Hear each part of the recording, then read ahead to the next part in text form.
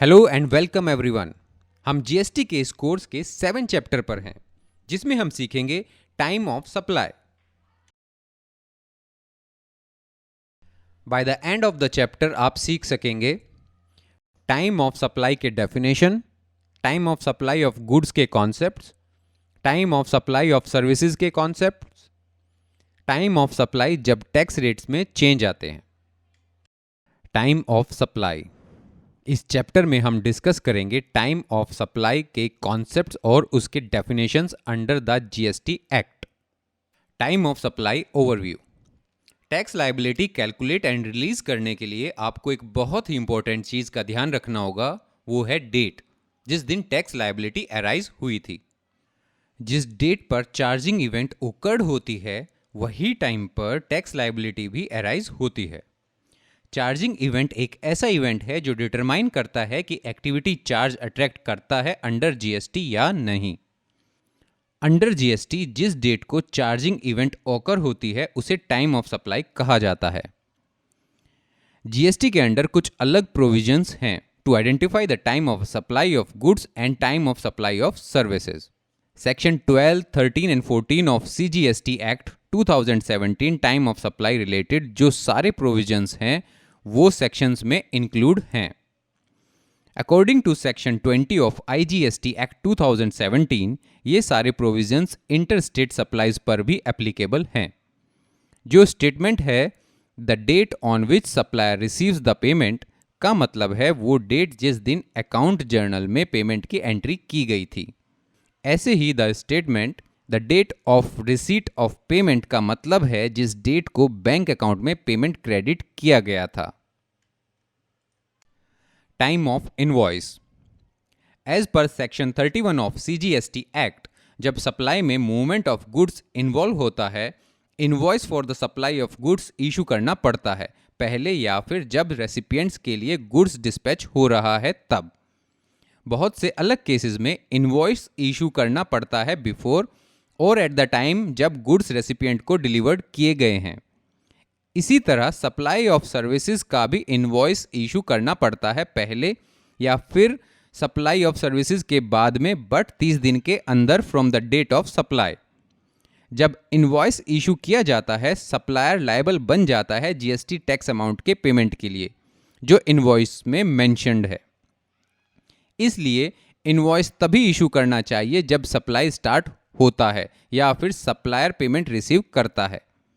कोई ऐसा केस है जहां एडवांस पेमेंट रिसीव हुआ है गुड्स एंड सर्विसेज सप्लाई के लिए, supplier GST receipt voucher issue कर सकता है जो कि एक कमर्शियल डॉक्यूमेंट है और साथ ही एविडेंस भी है एडवांस पेमेंट का for the goods and services supplied. आइए जानते हैं अब तक आपने क्या सीखा। The correct option is A, B and C. Section 12, 13 and 14 of the CGST Act defines the provisions of time of supply. Time of supply of goods. अब discuss करते हैं कैसे हम time of supply of goods determine करेंगे। Time of supply of goods rules. Time of supply of goods के rules क्या हैं? जितनी जल्द से जल्द हो time of supply of goods की डेट्स ऐसे डिस्क्राइब होनी चाहिए। Date of issue of invoice by the supplier. Supplier ने कौन सी डेट को इनवॉइस इशू किया था। अगर सप्लायर ने इनवॉइस इशू नहीं किया है तो जो आखिरी डेट है जब सप्लायर लीगली बाउंड था फॉर द इनवॉइस इशू करने के लिए वो कंसिडर की जाएगी। तारीख जब सप्लायर पेमेंट रिसीव करता है। पहले पॉइंट के लिए हम एज्यूम करते हैं कि सप्लाई हो गई है और इनवॉइस या पेमेंट में कवर्ड है।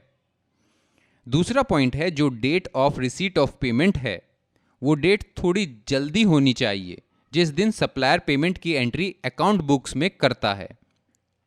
रिसीट ऑफ पेमेंट की डेट वो तारीख होनी चाहिए जिस दिन पेमेंट सप्लायर के बैंक अकाउंट में क्रेडिट होता है। आइए एग्जाम्पल से समझते हैं। मान लीजिए कि डेट ऑफ इनवॉइस है 15 मई 2019 और date of receipt of payment है 10 जुलाई 2019। सप्लायर 11 जुलाई को रिसीट ऑफ पेमेंट का रिकॉर्ड करता है। ये केस में जो टाइम ऑफ सप्लाई है 15 मई 19. Time of supply of goods, reverse charge. अब डिस्कस करते हैं time of supply of goods जब रिवर्स चार्जेस के बेस पर टैक्स पे करते हैं। रिवर्स चार्ज एक ऐसा सिनेरियो है जहां recipient of goods and services liable है जीएसटी के लिए, सप्लायर नहीं। ये केस में time of supply of goods जल्द से जल्द होनी चाहिए of the following dates. Receipt of goods की डेट जिस दिन पेमेंट की एंट्री अकाउंट्स बुक में होती है, या वो डेट जिस दिन पेमेंट बैंक अकाउंट से डेबिट किया गया, जो भी पहले हुआ हो वो। Date of issue of invoice से 30 दिन के बाद की तुरंत डेट, या कोई भी लीगल डॉक्यूमेंट सप्लायर ने इशू किया हो वो। अगर टाइम ऑफ सप्लाई का पता लगाना नामुमकिन है तो टाइम ऑफ सप्लाई वो होगी जिस दिन ट्रांजैक्शन एंट्री की गई थी in the recipient books of accounts of supply. Time of supply of service. अब डिस्कस करते हैं time of supply of services को हम कैसे निर्धारित कर सकते हैं। Time of supply of service rules. Time of supply of services जल्द से जल्द होनी चाहिए। सप्लायर के इनवॉइस की डेट अगर section 31 sub section 2 of CGST act के तहत कानूनी तौर पर निर्धारित अवधि पर जारी किया गया हो, या जिस दिन पेमेंट मिला जो पहले हो। Date of provision of service अगर इनवॉइस कानूनी तौर पर पूर्व निर्धारित समय section 31 sub section 2 of CGST act पे इशू नहीं किया गया होगा, या टू पेमेंट की डेट जो पहले हो। ऊपर दिए गए दो प्रोविजंस लागू नहीं हो तो रेसिपिएंट ने अपनी अकाउंट बुक में रिसीट ऑफ सर्विस की डेट लिखी हो। Supply of goods and services को जिस डेट का इनवॉइस या पेमेंट दिया हो कवर किया जाता है। एग्जाम्पल, एबीसी नाम की एक कंपनी को 2,500 रुपये का एडवांस पेमेंट मिला है ऑन 29 जुलाई 2018 गुड्स के लिए जो सप्लाई करने हैं सितंबर महीने में। गुड्स की कीमत 1,000 रुपया है। इस केस में ये माना जाता है कि कंपनी एबीसी ने गुड्स सप्लाई किए हैं 2,500 रुपये के ऑन 29 जुलाई 2018 और टैक्स लायबिलिटी 2,500 रुपये की डिस्चार्ज होगी 20 अगस्त 2018 को। Time of supply of service reverse charge. हमने पहले ही रिवर्स चार्ज की डेफिनेशन सीख ली है। चलो अब हम time of supply of service के बारे में डिस्कस करेंगे जब रिवर्स चार्ज के अंडर टैक्स पे करना होगा। सप्लाई ऑफ सर्विस का समय नीचे दी गई तारीख के हिसाब से जल्द करना चाहिए। रेसिपिएंट की अकाउंट बुक में जिस तारीख को पेमेंट डेट एंटर की हो, या तो वो तारीख जिस दिन बैंक अकाउंट से पेमेंट डेबिट किया गया हो, जो भी डेट पहले आती है। इशू ऑफ इनवॉइस की डेट से 60 दिन में या तो इनवॉइस की जगह कोई दूसरा लीगल डॉक्यूमेंट सप्लायर ने इशू किया हो। अगर टाइम ऑफ सप्लाई के बारे में जानकारी नहीं हो तो रेसिपिएंट ऑफ सप्लाई की अकाउंट बुक में ट्रांजैक्शन की जो तारीख लिखी गई हो वो कंसीडर होती है। Time of supply in case of supply vouchers. अब डिस्कस करते हैं कि सप्लाई वाउचर क्या है और वाउचर संबंधित concept of time of supply. Supply vouchers according CGST act, voucher एक ऐसा इंस्ट्रूमेंट है जहां एक ऑब्लिगेशन मेंटेन किया गया है टू कंसीडर और partly consider supply of good और सर्विसेज, या दोनों, और जहां गुड्स एंड सर्विसेज या दोनों सप्लाई करने में आता है, या फिर पोटेंशियल सप्लायर्स इंडिकेट किए जाते हैं in the related documents, terms and conditions के साथ। सीधी भाषा में वाउचर एक ऐसा इंस्ट्रूमेंट है जिसके इस्तेमाल से आप कोई भी गुड्स और सर्विसेज प्राप्त कर सकते हैं with some terms and conditions. Time of supply in case of supply vouchers. Indian economy system में वाउचर बहुत ही आमतौर पर ट्रांजैक्शन के लिए इस्तेमाल किए जाते हैं। एक शॉपकीपर भी वाउचर इशू कर सकता है स्पेसिफिक सप्लाई के लिए, मतलब सप्लाई गारंटी है जब वाउचर इशू होता है तब। ट्रेड की भाषा में इसे सिंगल पर्पस वाउचर कहा जाता है। For example, television, spa, hair cut etcetera सब में वाउचर्स का इस्तेमाल होता है। ऐसे ही एक जनरल वाउचर मल्टीपर्पज़ के लिए भी इस्तेमाल किया जा सकता है। फॉर एग्जाम्पल, एक 5,000 रुपये का वाउचर है जो कि ब्रांडेड स्टोर का है। आप वो स्टोर से कोई भी प्रोडक्ट्स या सर्विसेज खरीदने के लिए उसका इस्तेमाल कर सकते हैं। टाइम ऑफ सप्लाई अलग होता है सिंगल पर्पस वाउचर और जनरल वाउचर में।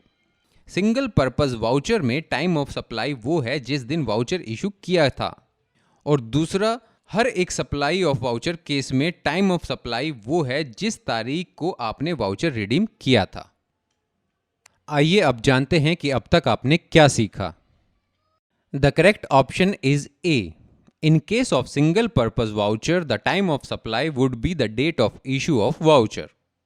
The correct option is B.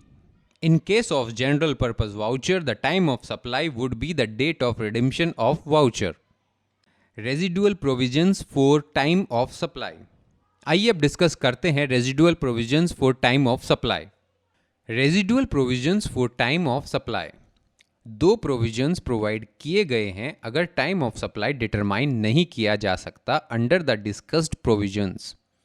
Residual provision time of supply को स्टेट करता है एज फाइलिंग ऑफ रिटर्न की ड्यू डेट इन केस अगर पीरियोडिकल रिटर्न फाइल करना है तो, बाकी केसेस में पेमेंट ऑफ टैक्स की क्या डेट थी। Time of supply, late fees और पेनल्टी। अब डिस्कस करते हैं क्या होगा अगर वैल्यू ऑफ सप्लाई में कोई एडिशन है बिकॉज ऑफ लेट फीस और पेनल्टी।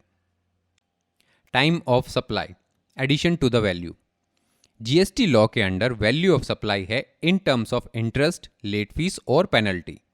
जब आप पेमेंट लेट करते हैं तब टाइम ऑफ सप्लाई वो होगा जिस दिन सप्लायर रिसीव करता है addition in the value. For example, एक सप्लायर को पेमेंट रिसीव होता है सितंबर में इंस्टेड ऑफ जुलाई जो कि ड्यू डेट थी। ऐसे डिले के लिए सप्लायर इंटरेस्ट अमाउंट ₹1000 रिसीव करता है। मानिए ये अमाउंट रिसीव हुआ 15 दिसंबर को। टाइम ऑफ सप्लाई ₹1000 अमाउंट जो एज इंटरेस्ट रिसीव हुआ है 15 दिसंबर को इज द डेट जब सप्लायर ने रिसीव किया था। Time of supply change in rate of tax. आइए डिस्कस करते हैं कि कैसे टाइम ऑफ सप्लाई चेंज होगा अगर रेट ऑफ टैक्स में कोई चेंज है। Time of supply, addition to the value. Time of supply के रूल्स चेंज होंगे अगर rate of taxes of supply of goods and services में चेंज है तो। ये केस में टाइम ऑफ सप्लाई डिटरमाइन किया जाएगा अकॉर्डिंग टू द टेबल। हालांकि supplier of goods other than dealers को टैक्स पे करना होगा इनवॉइस पर at the time of issue. आइए जानते हैं अब तक आपने क्या सीखा। The correct option is A, December. The correct option is C, when the invoice is issued before the date of change in tax rate and the payment is received after the date of change in tax rate, the time of supply will be the date of issue of invoice. Chapter के and तक आपने सीखा GST में charging event जिस तारीख को होता है उसे टाइम ऑफ सप्लाई माना जाता है। जीएसटी में अलग प्रोविजंस हैं कि कैसे हम time of supply of goods and time of supply of services को आइडेंटिफाई करेंगे।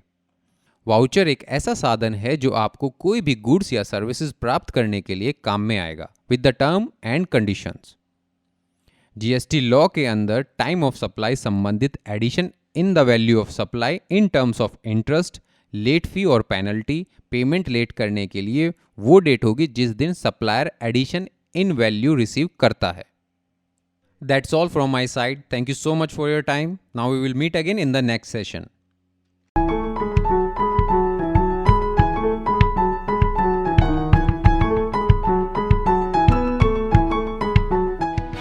वस्तु एवं सेवा कर यानी जीएसटी ने न सिर्फ देश को कई करों के मकड़जाल से मुक्त कर एक देश एक कर की बेहद शानदार सौगात दी, बल्कि देश के युवाओं के लिए भी रोजगार की अपार संभावनाएं पैदा कर दी है। कारोबारी लेनदेन में जीएसटी नियमों का पालन करते हुए लेखा जोखा बनाना और जीएसटी रिटर्न्स फाइल करना ये एक ऐसा काम है जिसके लिए हर छोटे बड़े शहर या कस्बों में आज प्रशिक्षित यानी ट्रेंड लोगों की सख्त जरूरत है। जिन लोगों ने पहले ही जीएसटी की ट्रेनिंग लेकर इसकी बारीकियों को समझ लिया वो इस वक्त बहुत अच्छा स्वरोजगार या नौकरी कर रहे हैं, लेकिन अब भी इसमें संभावनाओं की कोई कमी नहीं है। अगर आप चाहते हैं कि एक ऐसा हुनर सीख लें जिसकी डिमांड जिंदगी में कभी खत्म ना हो, तो आपके लिए है goods and services tax GST का ये कोर्स। अगर आप ये कोर्स ज्वाइन करते हैं तो आपको वो सभी बारीकियां सीखने समझने का मौका मिलेगा जो आपको एक बेहतरीन जीएसटी एक्सपर्ट बना सकता है। इस कोर्स में आप सीखेंगे जीएसटी टैक्स देनदारी का हिसाब आप कैसे करें, जीएसटी रिटर्न्स की फाइलिंग कैसे करें और कैसे सारे रिकॉर्ड्स मेंटेन करें ताकि ऑडिट में परेशानी न हो। आप सीखेंगे कि जीएसटी रजिस्ट्रेशन के लिए फॉर्म कैसे भरें और कैसे जीएसटी नंबर हासिल करें, जीएसटी टैक्स देनदारी का भुगतान ऑनलाइन कैसे करें, यह भी इस कोर्स में आपको सिखाया जाएगा। विभाग द्वारा तय प्रारूप में जीएसटी रिटर्न कैसे भरें, उसका विवरण कैसे लिखें। इस कोर्स को पूरा करने के बाद आप अच्छी तरह जीएसटी का मासिक और सालाना रिटर्न भरना सीख जाएंगे और फिर इस क्षेत्र में रोजगार कर सकेंगे।